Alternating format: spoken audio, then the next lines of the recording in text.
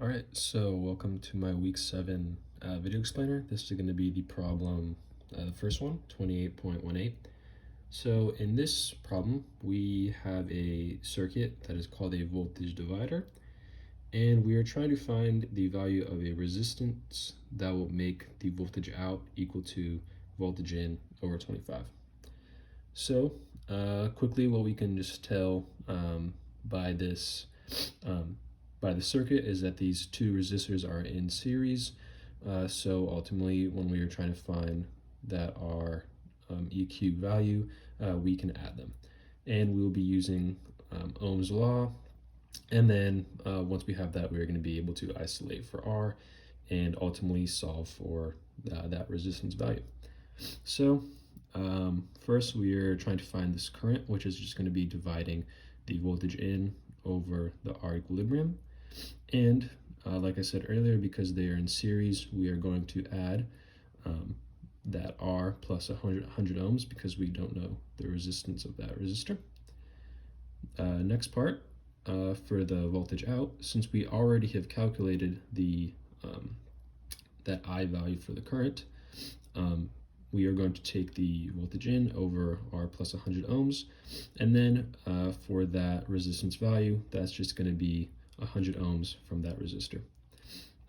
So for this next part, we are going to be trying to isolate for R. Since we're trying to figure out what resistance is going to make the voltage out equal voltage in over 25, we have already calculated voltage out from the top, which was using Ohm's law, which is going to be the voltage in over the the resistance of those two resistors. And like I said, since they are in series, we're going to add, so R plus 100 ohms, and then times 100 ohms for that other resistance value. And then we know that the voltage in over 25, well, we can change that to have, so ultimately, since we were trying to cancel out these voltage in values, that's going to be 100 ohms over R plus 100 ohms. So then now, since we are trying to essentially just cancel out variables, we are going to get a value of 1 over 25. So kind of going down and pretty much rewriting everything to